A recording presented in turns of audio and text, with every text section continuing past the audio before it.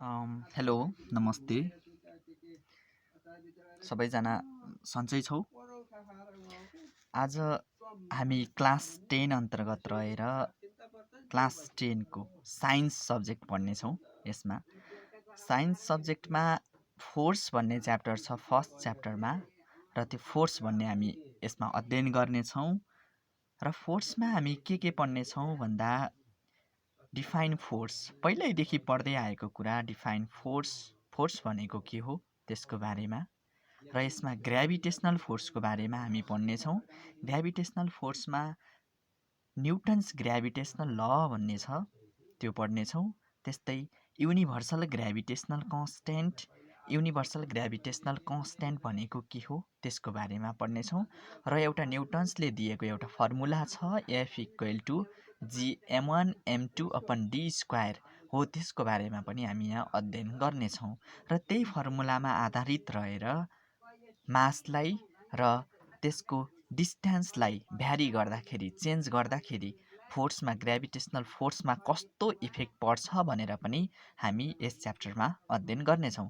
त्यसै गरी ग्राभिटी भनेको के हो, एक्सलेरेसन ड्यु टु ग्राभिटी भनेको के हो, यसको भ्यालुहरू कति हुन्छ, त्यसै गरी एक्सलेरेसन ड्यु टु ग्राभिटीको भ्यालुहरू अर्थको सर्फेसमा भ्यारी गर्छ कि गर्दैन, चेन्ज हुन्छ कि हुँदैन। जस्तै अरू प्लानेटमा एक्सलेरेसन ड्यु टु ग्राभिटीको भ्यालु के हुन्छ। त्यस्तै हामी कोइन एन्ड फिदर एक्सपेरिमेन्ट भन्ने छ यहाँ एउटा। अनि त्यस्तै वेटलेसनेस भनेको के हो, फ्री फल भनेको के हो, र योसँग सम्बन्धित रिलेटेड केही न्युमेरिकल्सहरू हामी यो च्याप्टरमा पढ्नेछौँ। र एकदम इम्पोर्टेन्ट च्याप्टर हो, यो साइन्सको फर्स्ट च्याप्टर हो। अब पहिला सुरु गरौँ फोर्स, डिफाइन फोर्सबाट, किनकि हामी यो फोर्सबाट सुरु गरौँ। फोर्स, अब फोर्स भनेको के हो त? पढ्दै आएको कुरा, फोर्स जहिले पनि दुईटा स्टेट हुन्छ, एउटा स्टेट अफ रेस्ट हो, एउटा स्टेट अफ मोसन हो। कुनै पनि अब्जेक्टका दुईटा स्टेट हुन्छन्, एउटा स्टेट अफ रेस्ट, एउटा स्टेट अफ मोसन। हामी force is that external agents which के गर्छ त, जसले भन्दा एउटा स्टेटबाट अर्को स्टेटमा कि त rest to motion or motion to रेस्टबाट मोसनमा लग्यो र मोसनबाट रेस्टमा लग्यो भने त्यसलाई हामीले फोर्स भन्छौँ। भनेपछि force is that external agent, force भनेको त्यो एक्सटर्नल एजेन्ट हो that change the state of object from rest to motion or motion to rest. त्यसैले हामीले फोर्स भन्छ। यो हामी साधारण पढ्दै आएको कुरा हो, 9 क्लासमा, 7 क्लासमा, 8 क्लासमा। अब 10 क्लासमा पढ्ने भनेको हो यसमा ग्राभिटेसनल फोर्स भनेको के हो त? ग्राभिटेसनल फोर्स, लेख। ग्राभिटेसनल फोर्स भनेको के हो? What is gravitational force? Define gravitational force भनेको के हो? पहिला लेख।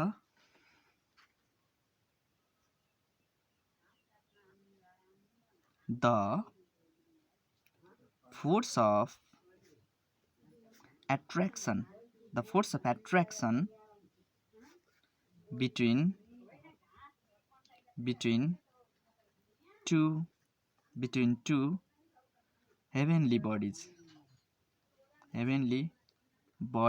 two heavenly bodies in the universe it's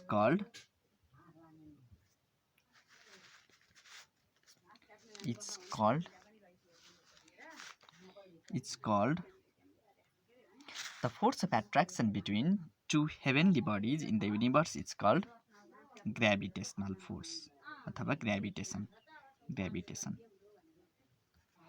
भनेपछि ग्राभिटेसन फोर्स भनेको के हो त भन्दा, कुनै पनि युनिभर्समा रहेका दुईवटा अब्जेक्टहरूले, एउटा अब्जेक्टले अर्को अब्जेक्टलाई आफूतिर तानेको हुन्छ भने अर्को अब्जेक्टले, कुनै पनि एउटा अब्जेक्टले यसलाई तान्छ र यसले पनि यसलाई तान्छ भनेपछि फोर्स अफ एट्र्याक्सन हो, अथवा म्युचुअल फोर्स अफ एट्र्याक्सन पनि भनिन्छ। फोर्स अफ एट्र्याक्सन भन्दा पनि यसलाई म्युचुअल फोर्स अफ एट्र्याक्सन लेख्दा राम्रो भयो। mutual force of attraction between two heavenly bodies in the universe is called gravitation. युनिभर्समा रहेका दुईवटा अब्जेक्टहरू दुईवटा पिण्डहरू बीचमा लाग्ने जुन आकर्षण बल छ त्यसलाई नै हामी ग्रेभिटेसनल फोर्स भन्छौँ। जस्तै एउटा मार्बल छ, त्यो मार्बलले अर्को मार्बललाई पनि तानिरहेको हुन्छ भने त्यो दुईटा मार्बलको बीचमा जुन एउटा आकर्षण बल लाग्छ त्यसलाई नै हामी ग्रेभिटेसनल फोर्स भन्छौँ। जस्तै मुनले सनले मुनलाई तानिरहेको छ, ती दुईटाको बीचमा पनि ग्रेभिटेसनल फोर्स लाग्छ। युनिभर्समा रहेका दुईवटा अब्जेक्टहरूका बीचमा एक प्रकारको म्युचुअल एट्र्याक्सन हुन्छ, फोर्स अफ एट्र्याक्सन हुन्छ, त्यसलाई हामी ग्रेभिटेसन भन्छौँ अथवा ग्रेभिटेसनल फोर्स भन्छौँ। अब यसमा एउटा न्युटन्सले दिएको ल छ जसलाई हामी न्युटन्स ग्रेभिटेसनल ल भन्छौँ। अब त्यसले के भन्छ त? न्युटन्स ग्रेभिटेसनल ल, न्युटन्स ग्रेभिटेसनल लले के भन्छ? अब न्युटन्स ग्रेभिटेसनल लले के भन्छ भन्दा the mutual force of attraction are everybody in this universe attract each other with a force which is directly proportional to the product of their masses and inversely proportional to the square of distance between their centers भनेर यो लले भन्छ। भन्नको मतलब के भन्छ त भन्दा न्युटन्स ग्रेभिटेसनल लले कुनै पनि अब्जेक्ट युनिभर्समा भएका अब्जेक्टहरू बीचमा एउटा एट्र्याक्सन फोर्स हुन्छ, त्यो हामीले थाहा पाइसक्यौँ, जसलाई हामी ग्रेभिटेसन भन्छौँ। अथवा gravitation is directly proportional to भने पनि हुन्छ, अथवा everybody in this universe attract each other, एउटाले अर्कोलाई तान्छ अरे विथ अ फोर्स, त्यही हो gravitational force, which is directly proportional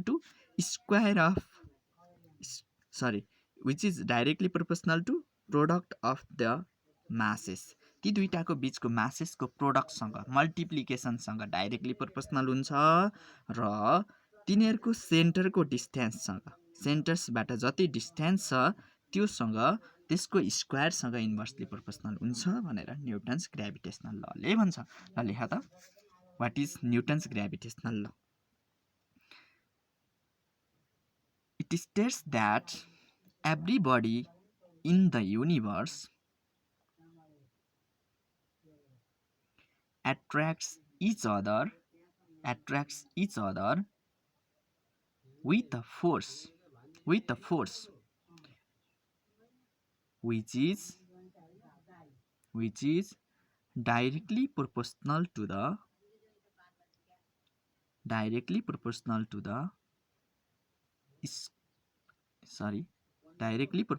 the product of their masses, masses, and inversely proportional to the square of the radius of their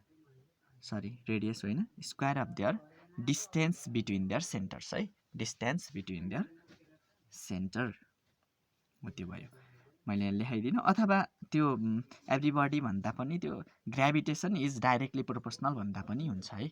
gravitational is directly proportional to the product of their masses and inversely proportional to the square of the distance between their centres भन्दा भयो। अब prove गर्न पर्न सक्छ कहिलेकाहीँ हामीलाई, prove F equal to gm1 m2 upon D square भन्छ कहिलेकाहीँ, यसैको फर्मुला हो यो, gm1 m2 by D square prove गर्नु पर्यो भने। अब हामीले न्युटन्सले भनिरहेछ यसको प्रुफमा लेखायो, प्रुफमा कहिलेकाहीँ proof F equal to gm1 m2 upon D square भन्छ। अनि तिनीहरूले चाहिँ आफ्नै मिनिङ छ तिनीहरूको भनेर सोल्ला। अथवा अब त्यसमा प्रुफ कसरी गर्ने त? हामी न्युटन्स ग्रेभिटेसनल लले भनेको अनुसार अकॉर्डिङ टु न्युटन्स ग्रेभिटेसनल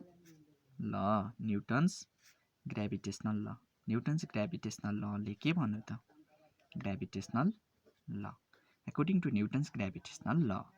अब फोर्स छ जुन ग्रेभिटेसन इज डाइरेक्टली भनेको थियौँ हामीले, एउटा फोर्स थियो जुन चाहिँ डाइरेक्टली प्रोपोर्सनल हुन्छ अरे केसँग m1 एन्ड m2 सँग यसलाई I मान According to Newton's gravitational law, F is directly proportional m1 into m2 लेख्न सक्छौ अथवा तिमीले दुईटा फिगर बनाऊ पहिला यसलाई A गर यसलाई B गर जुन m1 छ यो m2 छ यी दुईटाको डिस्टेन्स d छ भने पहिला यो लेख्न भन्दा पहिला हामीले के पनि लेख्न सक्छौं भन्दाखेरि कन्सिडर पहिला लेख त ल फर्स्टमा यो प्रुभ क्वेशन लेख prove f equal to g m1 m2 by d square लेख त्यसपछि अब प्रुफमा लेख दुईटा यो फिगर बनाऊ a र b अनि त्यसपछि d m1 र m2 यो बनाइसकेपछि यहाँ देखिएको छैन होला यस्तो फिगर बनाऊ a b एउटा m1 छ एउटा m2 छ यी दुईटालाई हामी डिस्टेन्स d मा राखेका छौं ल यो फिगर छ फिगर 1 लेख ल अब त्यसपछि यो फिगर बनाइसकेपछि लेख consider two body a and b consider two body a and b of mass m1 and m2 respectively respectively separated at a distance d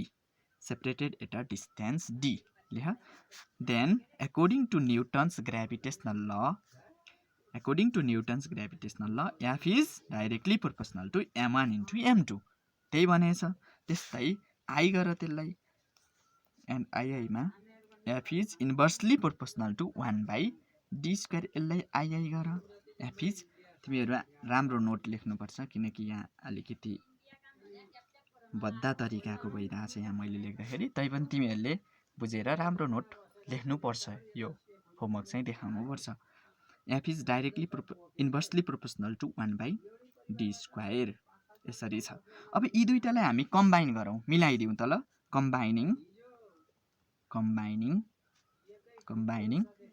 equation 1 and 2 ल इक्वेसन 1 र 2 लाई हामी कम्बाइन गर्दियौं एकै ठाउँमा मिलाइदिँदाखेरि के हुन्छ ल हेर यसपछि म यहाँ लेखे F is यता हेर माथि m1 र m2 छ तल d स्क्वायर चाहिँ कम्बाइन गर्दियौं हामी ती दुईटालाई मिलाइदियौं यो मिलाएपछि अब यो जुन छ नि यो प्रोपोर्सनालिटी कन्स्ट्यान्ट छ यसलाई हामी हटाउनको लागि यहाँ f इक्वल टु g राख्छौं m1 m2 upon d square तिमीहरुलाई कन्फ्युज होला के हो त्यो g भन्ने हैन अब त्यो g भनेको के होइन यहाँ एउटा प्रोपोर्सनालिटी कन्स्ट्यान्ट हो प्रोपोर्सनालिटी कन्स्ट्यान्ट जसलाई हामी युनिभर्सल ग्रेभिटेशनल कन्स्ट्यान्ट भन्छौं के भन्छौं युनिभर्सल ग्रेभिटेशनल कन्स्ट्यान्ट भन्छौं वेयर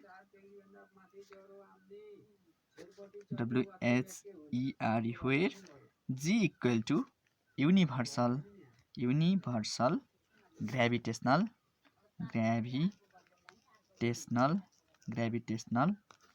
constant g भनेको universal gravitational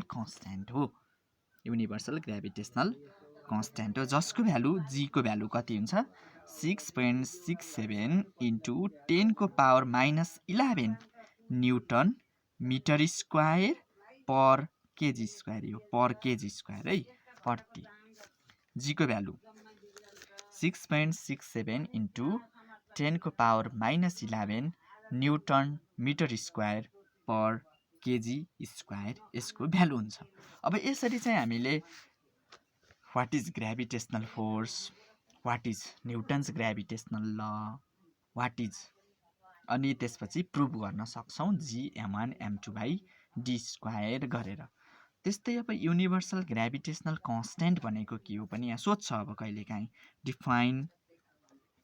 define universal gravitational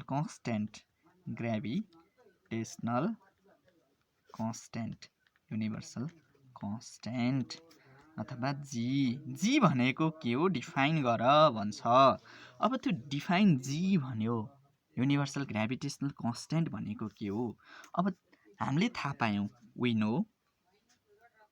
no यता हेर अब यसको डेफिनेसन कसरी निकाल्छौं हामी f भनेको तिमीले के थाहा पायौ अघि भर्खरबाट g m1 m2 upon d square थाहा पायौ m1 भनेको मास हो एउटा अब्जेक्टको, m2 भनेको मास हो अर्को अब्जेक्टको, d भनेको तिनीहरूको डिस्टेन्स सेन्टर्सको। भनेपछि अब यहाँबाट फर्मुला हेर है, यो क्रस गुणा गरिदिउँ, f इन्टु d स्क्वायर गरिदिउँ equal to g m1 m2 गरिदेऊ ल हेर है, हो यस्तो गर्न सकियो। फर्मुला निकाल्दाखेरि g equal to f into d square upon m1 into m2। यसरी g को एउटा फर्मुला त हामी निकाल्न सक्छौँ आवश्यक परेको खण्डमा युनिट निकाल्नको लागि। युनिट हेर अब कसरी हामी युनिट निकाल्छौँ भन्दा f भनेको के हो, न्युटन हो, फोर्स भनेको न्युटन, d भनेको डिस्टेन्स त मिटर स्क्वायर हो, त्यसपछि मास केजी इन्टु केजी। ल हेर युनिट कसरी हामी निकाल्यौँ, न्युटन मिटर स्क्वायर पर केजी स्क्वायर। यसलाई हामी यसरी पनि लेख्न सक्छौँ, न्युटन मिटर स्क्वायर पर केजी स्क्वायर, यसरी पनि हामी लेख्न सक्छौँ। यो त तिमी युनिट निकाल्न जान्यौ। अब डिफाइन गर्दाखेरि एकचोटि यो फर्मुला फेरि हेरौँ, f equal to g m1 m2 upon d square.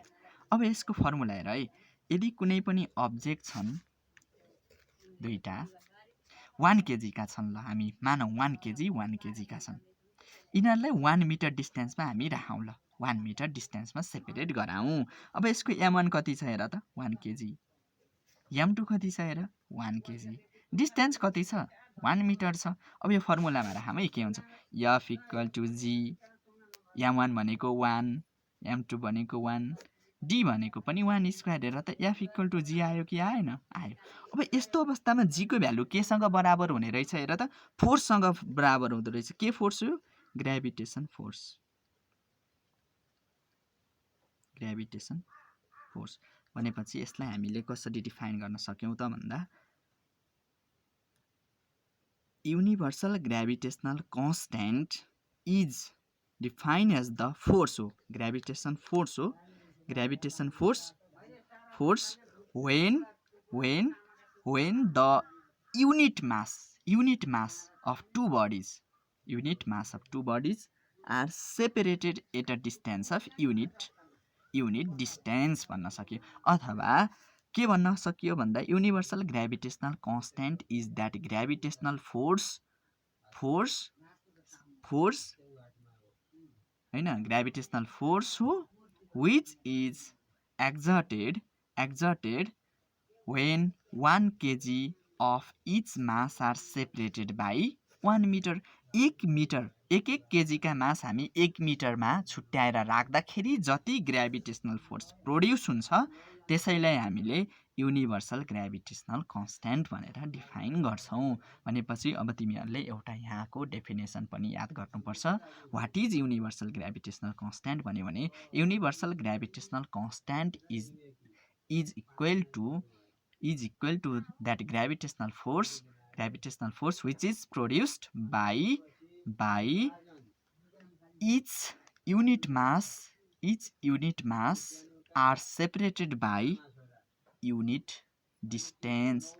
Unit भनेको 1 केजी है, ध्यान गर्नु 1 केजी का मासलाई हामी 1 मिटरको डिस्टेन्समा हामी सेपरेट छुट्याउँदा जति ग्रेभिटेसनल फोर्स निस्किन्छ त्यो नै के हो त युनिभर्सल ग्रेभिटेसनल कन्स्ट्यान्ट हो। यसको डेफिनेसन्स पनि तिमीहरू लेख्छौ, आफ्नो नोटमा लेख्छौ। अब त्यस्तै अब यो फर्मुला त हामी जानियो, prove f equal to g m1 m2 by d square. अब दुईटा मास छ, त्यो मासलाई हामी डबल गरायौँ, आधा गरायौँ, अनि 4 गुणा गरायौँ, 4 टाइम्स 5 टाइम्स गरायौँ, अनि त्यस्तै त्यसको डिस्टेन्सलाई हामी डबल गरायौँ, अनि डिस्टेन्सलाई हाल्फ गरायौँ। के इफेक्ट पर्छ त, जस्तै तिमीसित दुईटा अब्जेक्ट छन्, त्यो अब्जेक्टको मास हामीले भ्यारी गरायौँ, चेन्ज गरायौँ, डबल गरायौँ अथवा घटायौँ, अथवा तिनीहरूको डिस्टेन्स टाढा टाढा थिए नजिक ल्यायौँ भने के इफेक्ट गर्छ त, नयाँ ग्रेभिटेसनल फोर्समा के इफेक्ट गर्छ भनेर पनि हामी यहाँ पढ्छौँ। अब त्यसको बारेमा म एउटा यहाँ न्युमेरिकल्स गराउँछु, न्युमेरिकल जस्तै छ यो, अनि त्यसपछि तिमीहरू अरूसँग रिलेटेड गर्नेछौ। जस्तै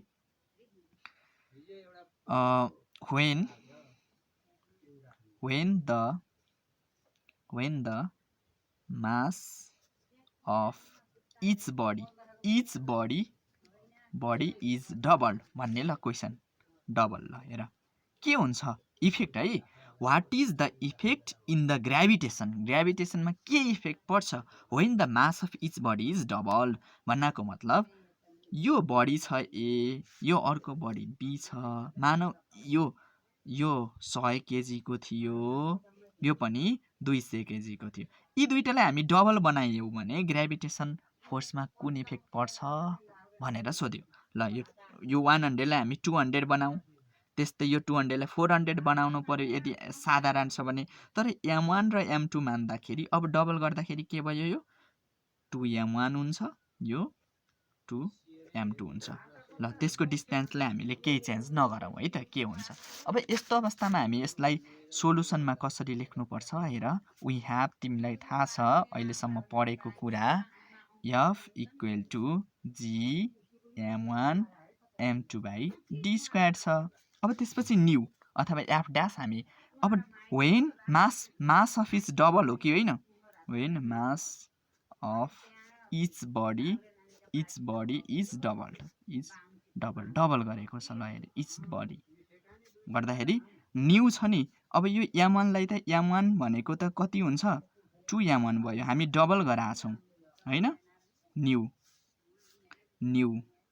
m1 त्यसपछि न्यू m2 छ नि जुन यो त 2m2 छ किनकि हामी डबल गराएका छौँ अब न्यू फोर्स छ नि जुन न्यू फोर्स हेर त न्यू फोर्स जसलाई हामी f ड्यास मान्दियौ f ड्यास भनेको g m1 अब कति छ हेर 2m1 into 2m2 upon d square छ यसले इक्वेसन आई मान्दियौ है ल हेर 2 इन्टु 2 4 यता राख g m1 m2 upon d square ल हेर अब यो इक्वेसन आईमा f छ कि छैन g m1 m2 by d square भनेको f छ 4f भनेपछि जुन यो नयाँ f ड्यास भन्ने छ पहिला भन्दा कति टाइम्सले बढी छ त 4 टाइम्सले बढी छ हेन्स लास्टमा लेख hence the new gravitation is 4 times greater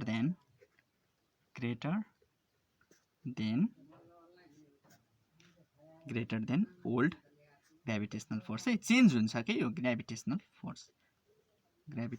force अब म यो डिटेलमा त लेख्दिनँ तैपनि तिमीलाई डिस्टेन्समा चेन्ज गरायो भने व्हेन डिस्टेन्स इज हाल्फ गरायो ल व्हेन यस्तै 3-4 वटा छन् तिमीहरू आफै गर व्हेन डिस्टेन्स इज हाल्फ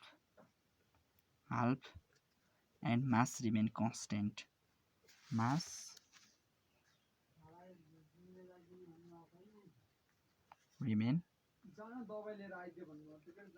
मासलाई हामी कन्स्टेन्ट राखौँ र डिस्टेन्सलाई चाहिँ हाल्फ गराउँ रे भन्नाको मतलब यो एउटा मास छ m1 m2 छ यो a हो यो b हो यदि यो d छ नि अब यसलाई घटाउँ रे आधामा ल्याउँ रे यो भनेको d/2 हुन्छ भनेपछि अब यसको सबै त्यही हो फर्मुला लेख f equal to g m1 m2 by d square गर यसलाई इक्वेसन आई मान अनि त्यसपछि अरु त सेम हुने भयो न्यूमा चाहिँ f ड्यास भनेको के हुने भयो न्यू है यो f ड्यास भनेको g m1 m2 by d के थियो अब d/2 भयो d/2 स्क्वायर अब त्यसपछि यो g m1 m2 by d square by 2 को स्क्वायर 4 यो 4 त उल्टेर माथि जाने 4g m1 m2 by d square यदि हामीले डिस्टेन्स आधा गराउँदा पनि अब यो इक्वेसन आइबाट के राख त 4f भनेपछि यदि हामीले डिस्टेन्सलाई आधा गराउँदा पनि के हुन्छ त ग्राभिटेसनल फोर्स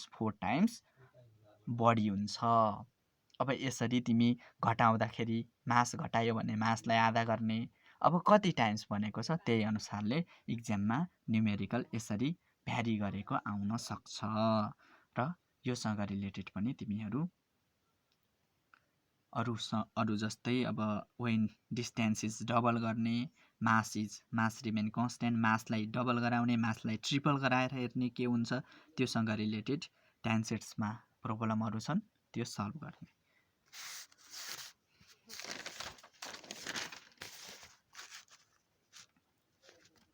अब त्यस्तै हामी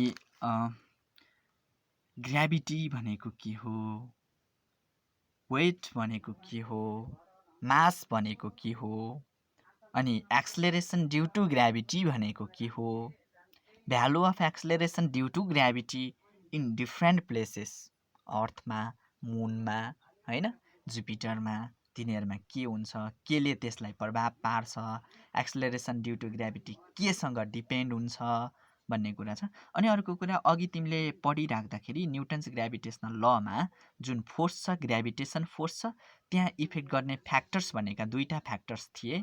के थिए हेर त, F equal to G m1 m2 by D स्क्वायरमा ग्राभिटेसनलाई इफेक्ट गर्ने फ्याक्टर्स भनेका एउटा मास थियो भने एउटा डिस्टेन्स बिट्विन देयर सेन्टर्स थियो। कहिलेकाहीँ त्यो क्वेसन्स पनि आउँछ, वाट आर द फ्याक्टर्स, फ्याक्टर्सहरू के थिए जसले ग्राभिटेसनलाई इफेक्ट गरेका थिए।